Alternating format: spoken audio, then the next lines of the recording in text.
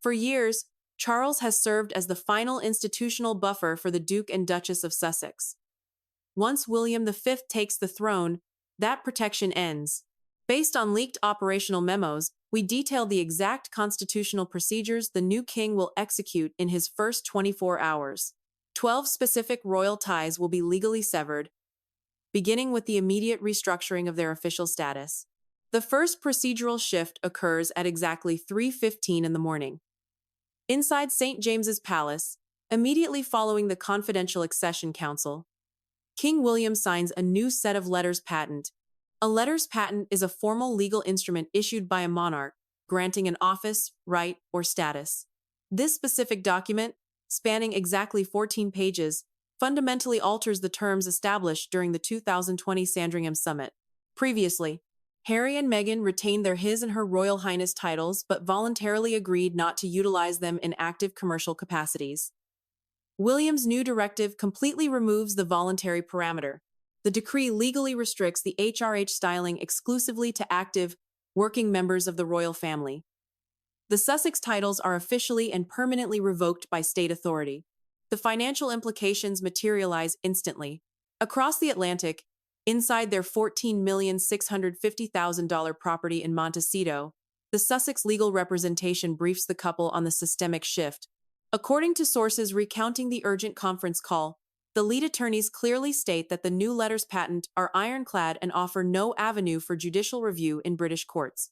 The legal team explicitly informs them that the removal of the HRH status alters their global classification from royal figures to private international citizens. This reclassification triggers immediate reviews of their existing corporate contracts. Entertainment platforms, speaking agencies, and global media partners structured their multi-million-dollar agreements based on the inherent value of the royal connection. Many of these contracts contain specific status clauses. Without official royal backing, their leverage in future corporate negotiations diminishes entirely. The institutional restructuring then extends directly to their children. Under King Charles, Archie and Lilibet automatically acquired the titles of Prince and Princess due to the 1917 George V Convention. This legal precedent grants royal stylings to the grandchildren of the reigning monarch. It was a strict constitutional function rather than a personal gift from the palace. However, King William utilizes his absolute sovereign prerogative to close this avenue immediately. Operational documents indicate that within hours of the accession, William holds a scheduled 48-minute consultation with the Lord Chancellor. The Lord Chancellor serves as a senior cabinet minister responsible for the efficient functioning of the courts and state records. The purpose of this specific meeting is to formalize the parameters of a streamlined monarchy. During this briefing, William reportedly outlines his legal rationale. He states that a modern constitutional monarchy cannot justify maintaining active royal titles for individuals who reside permanently in the United States, hold dual citizenship, and will not undertake official state duties for the British people. The execution of this decision is handled through a highly efficient administrative update rather than a lengthy parliamentary debate. The Palace Communications Office is instructed to release a highly specific, 23-word court circular. This update redefines the line of succession on all official state documents and digital archives. The Prince and Princess stylings are entirely stripped from Archie and Lilibet's official names. They are officially redesignated as Master Archie and Miss Lilibet Mountbatten Windsor. They retain their bloodline but lose all institutional standing and associated privileges. Constitutional analysts note the strategic impossibility of challenging this maneuver from California. A fundamental legal contradiction exists in attempting to sue the British government to secure royal titles for children when the parents themselves publicly resigned from the working royal family. The Crown holds uncontested, sovereign authority over the issuance and removal of these designations. By enacting the letters patent and publishing the court circular in the early hours of his reign, King William establishes a concrete legal reality before the end of his very first day. The institutional ties are systematically disconnected, setting the definitive stage for the financial and security realignments that follow later that morning. The public narrative often emphasizes the financial independence of the Duke and Duchess of Sussex, pointing to their prominent media contracts and publishing deals. Yet, behind the closed doors of Buckingham Palace, a different reality existed.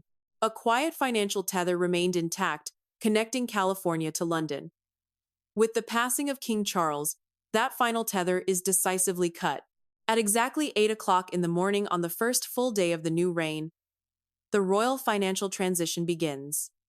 The focal point is the Duchy of Cornwall. This vast real estate and investment portfolio generates an estimated $23,750,000 annually. Historically, King Charles utilized a portion of this private surplus to quietly support his youngest son, subtly offsetting the enormous costs of Harry's ongoing legal battles and transition period. It was a father's informal safety net, maintained despite the public distance. King William, however, manages the royal enterprise with the strict discipline of a chief executive. He recognizes that public support for the monarchy relies heavily on fiscal responsibility. During the morning briefing with the royal finance team, a definitive policy is established. An absolute freeze is placed on all informal financial bridges. The royal budget becomes a closed loop. If you do not contribute to the daily operations of the institution, you do not draw from its resources.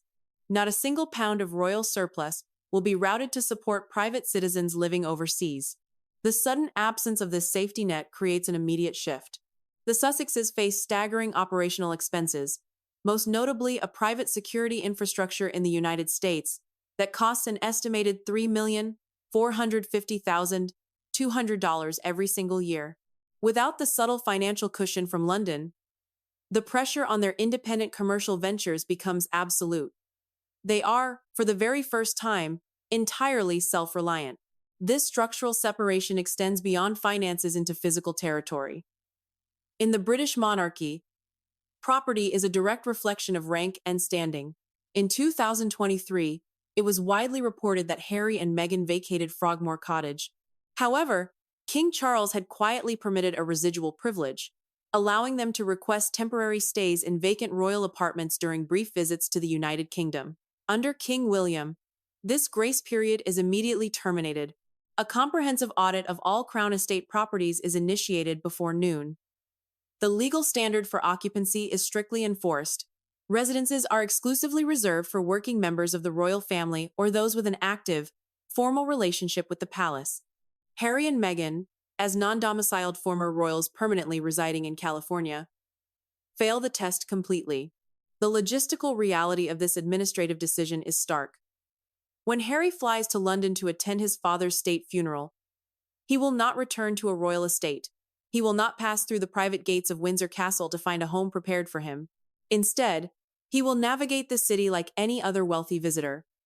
He will be required to book a commercial suite, perhaps at a venue like the Goring Hotel, or rely on the hospitality of old friends. He will return to the country of his birth not as a prince claiming his heritage, but as a high-profile tourist, entirely locked out of the royal infrastructure he once called home. How do you humble a man who proudly served 2 combat tours in Afghanistan? It does not require a public confrontation or a lengthy press release. It only requires a single protocol directive, executed silently in front of a global television audience of 2 billion people. Before the royal family gathers for the state funeral, another critical layer of institutional support is systematically removed. This involves the highly contested issue of physical safety. For years, Harry has engaged in a bitter legal dispute with the British government over his right to taxpayer-funded police protection. Even after losing his high court battle, his security status under King Charles remained in a diplomatic gray area. A father's quiet influence ensured that temporary, case-by-case arrangements could still be negotiated behind closed doors. King William brings a swift end to this ambiguity. He governs strictly by the book, and the rulebook clearly states that non-working, non-resident royals do not receive state-funded security. On the very first morning of the new reign, the Executive Committee for the Protection of Royalty and Public Figures, known as RAVEC, convenes a scheduled session. According to internal timelines, the discussion regarding the Sussex security detail lasts exactly 12 minutes. The final decision is absolute. Harry's eligibility for public protection in the United Kingdom is permanently denied. The practical reality of this decision is stark.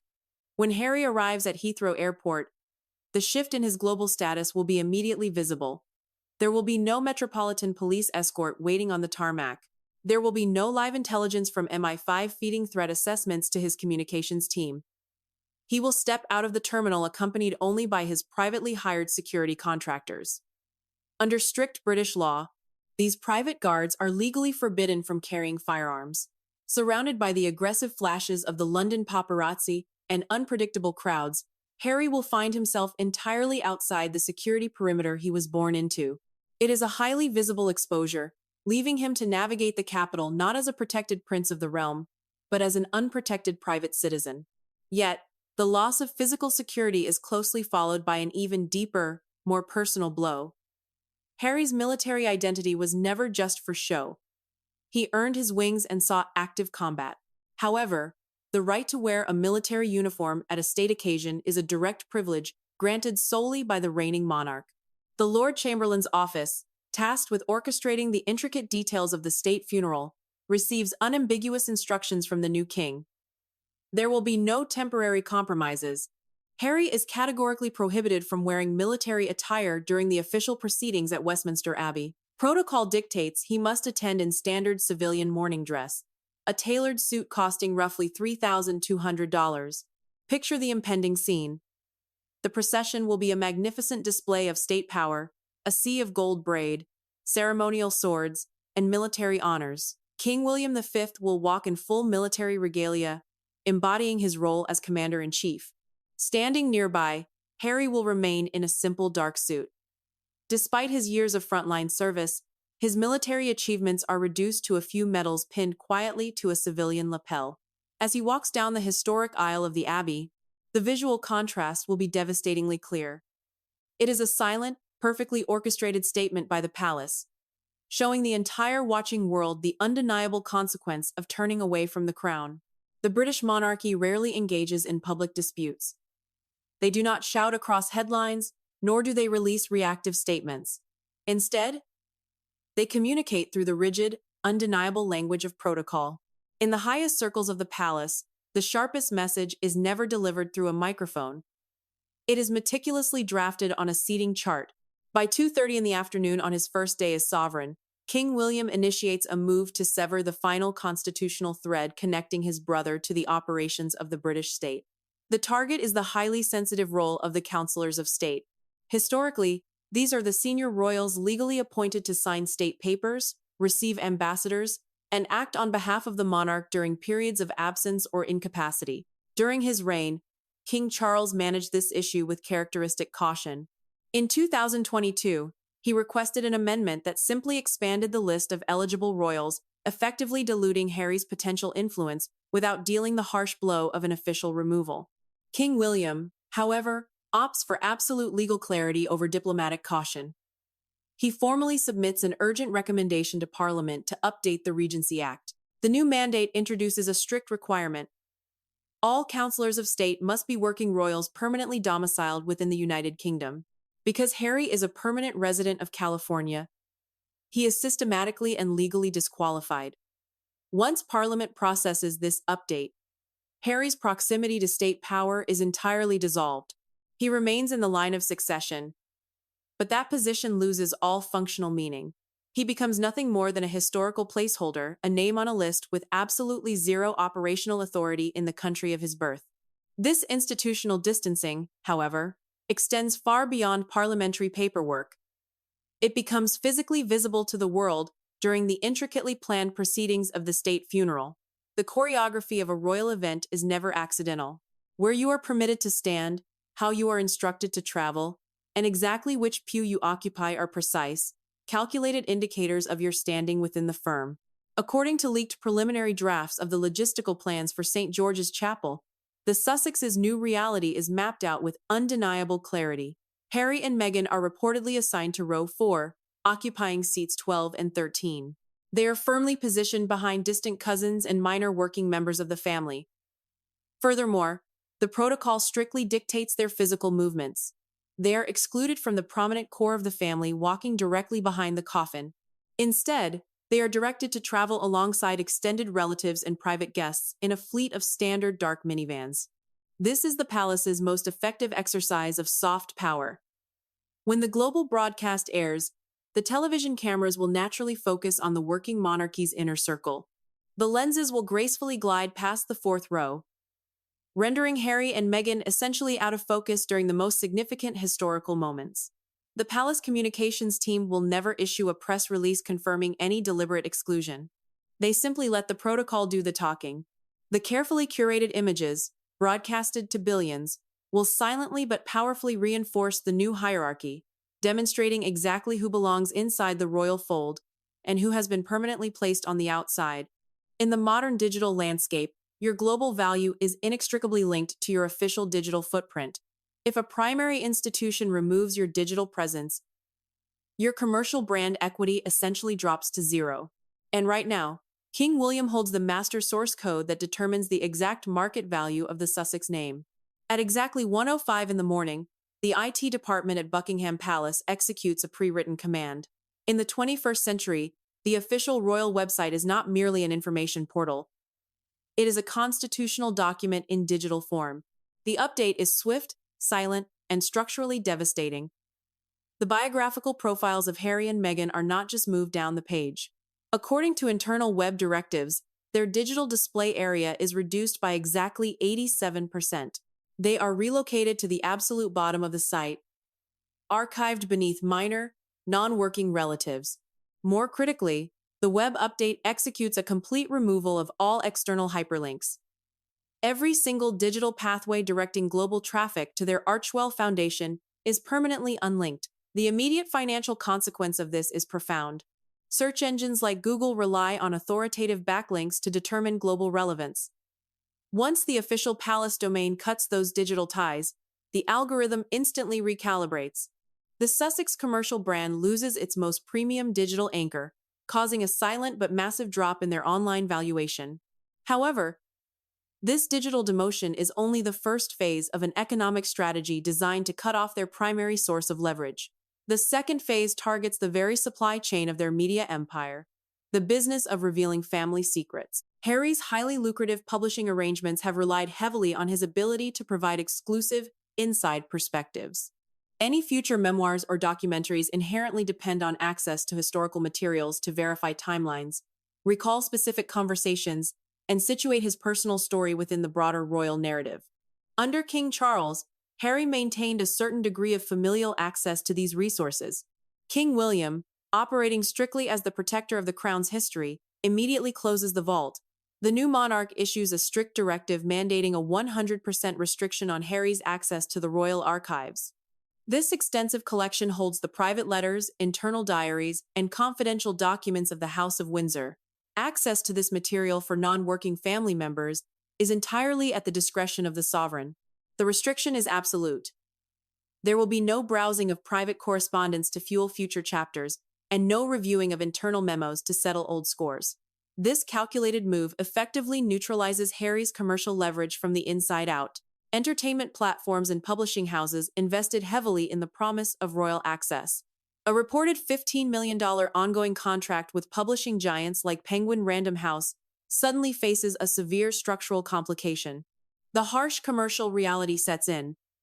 If the author can no longer access the exclusive royal material that the global market is paying for, his primary product ceases to exist. It is a precise institutional sanction that targets their economic foundation, executed quietly behind the heavy doors of the Royal Record Office. The sun begins to set over the London skyline. The first 24 hours of King William V's reign are rapidly drawing to a close. For Prince Harry, the subtle, remaining pathway back to his former life is about to be permanently sealed. Over the past few years, despite the very public geographical and emotional distance, a quiet administrative network remained active between Montecito and London. A discreet communication channel, managed by a former senior royal aide, served as the last functional bridge connecting the Sussexes to the British political and social establishment. It was a vital operational lifeline that allowed the Archwell Foundation to maintain a quiet, influential footprint within UK charity circles and elite networks. As the working day in London concludes, the Royal Household's Human Resources Department issues a final, unilateral directive. A brief email is dispatched, immediately terminating the contract and officially dissolving this liaison position. The gateway is firmly closed. With a single administrative keystroke, Meghan loses her final diplomatic mechanism to coordinate with UK organizations, navigate British high society, or maintain any operational access to the establishment. The Archewell organization is officially and entirely severed from its last internal royal connection, forcing it to operate purely as an independent American entity. This final administrative cut brings the Sussex narrative to a stark, undeniable turning point. It highlights the profound irony of their current situation. Harry stepped back from royal duties, citing a desire for personal freedom and independence. Yet, the commercial empire they built in California relies heavily on the ongoing intrigue of a half-in, half-out royal ambiguity. While King Charles lived, that ambiguity was permitted to linger. The father left the door slightly ajar. But King William operates with calculated, constitutional precision.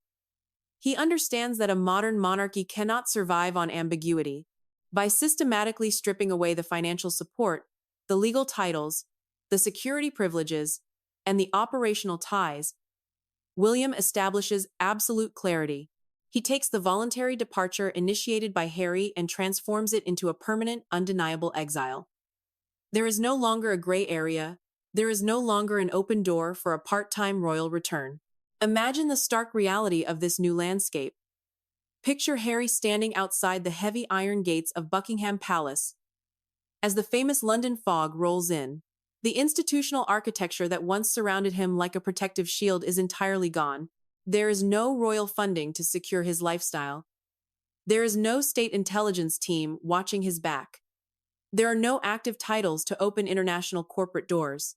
For the first time in his life, he truly grasps the cold, uncompromising reality of being permanently stationed outside the fortress walls, looking in at a 1,000-year-old institution that has efficiently and quietly moved on without him. 12 core privileges systematically dismantled within a single day.